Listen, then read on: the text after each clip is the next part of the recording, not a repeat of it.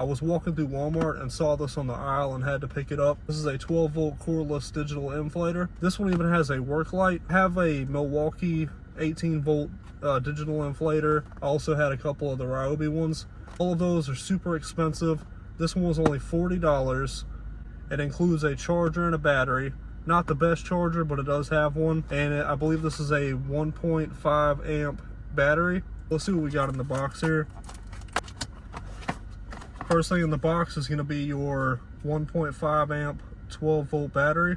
This is the charger you get, and here's the inflator itself. This thing is super compact. It has a really nice digital dial right here. Here's your buttons for your power and changing the PSI, stuff like that. On the back of it, you will see you get all of these accessory tips. I have one, you know, for basketballs. You have one for like inflatables, say if you're going to the beach or you have a pool. The craziest thing about this to me is that it has this light on the front, so you can use this as a flashlight while you're out there trying to pump up your tire. Maybe you're in the dark. Here is the decently long air hose, and it has one of these. It does not have a screw-on connector. It just has one of these classic style. You push this onto the valve stem and then you clamp this down, and that's how you attach this, and then you just do like that to unattach it. Really compact. I mean, you can see this the size of my hand, so you can throw this in a backpack if you're like, you know, on a motorcycle or you ride a bike. I realized that my tire was low on my truck, so I'm going to go ahead and put some air in it and we can test it out. They do make a 4 amp battery. You're going to get a lot more runtime out of that one. This is just a 1.5 amp. If you know, I would not say this is recommended for an inflator, but I could be wrong. My tire is about halfway full. I believe it's usually around 16 pounds. We'll see if this does give like a readout of what tire pressure is already in it. That will be really good. That's what my Milwaukee one does. So let's put the battery up in here real quick. It just slides in and then it will clamp down. Here's our power button. I don't know if you have to hold this down. Okay, yeah, you hold it down and then you get some white LED light in there. Here's your battery indicator. I love that they're putting battery indicators on these tools now, because the old 18 volt or whatever it is, 20 volt hyper tough tools do not have a battery indicator. So you do not know what your battery percentage is left, and that is very important if you are trying to use your tools on a job or something and you really need them to not die. So here is the plus and the minus, and this is how we're going to get our tire pressure. I'm going to go ahead and set this to 32, and then I'm going to pump my tire up and see how long this takes. I'll use the stopwatch timer. It does have that decently bright LED light on the front. I mean, it is like daylight outside, so you're not going to be able to see it that well, but you can see it is pretty bright. So it has this flashing red LED. You know, if you're on the side of the road, again, you're going to want people to see you, so that is really good, you know, for emergencies. Let's see if it does anything else. So yeah, you just get the flashlight and then you get the flashing red light. So I'm gonna get out now and see how this works. One thing I do want to mention though is I noticed, it's probably hard to see, but in these in this LED diagram, you can see that there is, I want to say there's different modes. So if you click this M button, I'm guessing it's going to switch the mode. So now this is showing a motorcycle, and then if you switch the mode again, it's showing a bicycle. Switch the mode again, it's showing a basketball. So I guess it has these preset modes on here. Yeah, it's saying a car tire is 36. I'm gonna go with 32 because that's what my tire pressure is. But that is pretty sweet. I don't know if there's something in the manual that tells you how you can like set them the way you want. I'm not sure if you can do that, but that's pretty cool.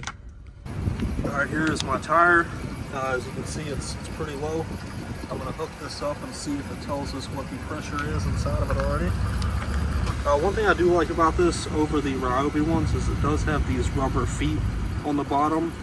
The Ryobi, it's just straight plastic on the bottom, and the thing is noisy as hell. It just shakes like this the whole time it's going. So I do appreciate it having the rubber feet. So let me put this on here. Okay, got that locked into position. Okay, now it is showing, I believe it's showing that I have 18 pounds of pressure in my tire. So I'm going to go ahead and adjust this to 32. Yep, so it's already set to 32. That does tell you what your pressure was at. So I'm going to now start the stopwatch and start this.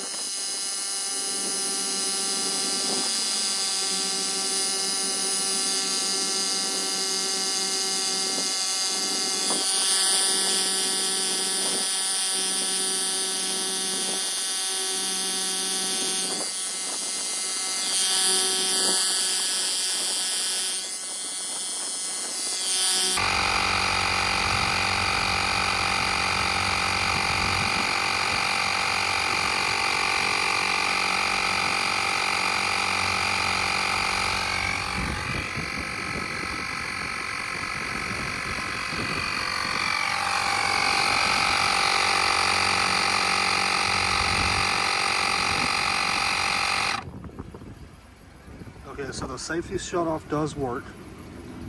Total time for that to pump it halfway up was 4 minutes and 45 seconds. Not the fastest I've seen, but it's doable. Still have 4 bars on that little battery. Let me turn it off and turn it back on.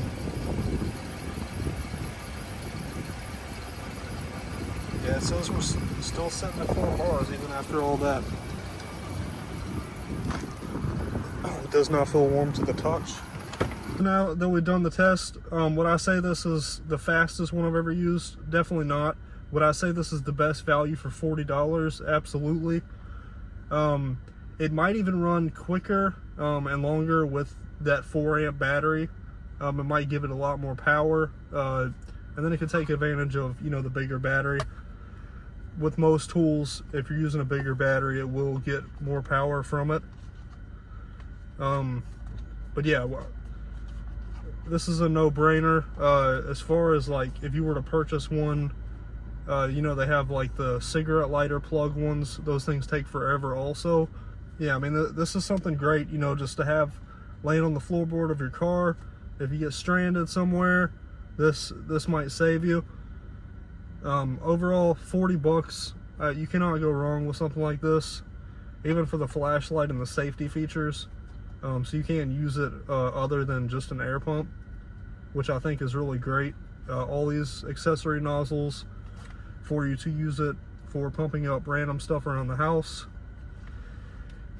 One of my favorite things about these, now they're doing on this one, this is the first tool I believe I've seen. Most of them come with a 2-year warranty. This one comes with 3. And the way these warranties work is you just return it to the store. Here's the warranty information. All you have to do is just walk this right back into Walmart with your receipt. If it breaks, and they'll give you a brand new one right in the store. So for $40, I think it's a great value. I haven't had any issues really with their 12-volt line. I think the stuff is really good what they're doing. And it highly resembles Milwaukee. It's not as powerful, but it'll get the job done just the same.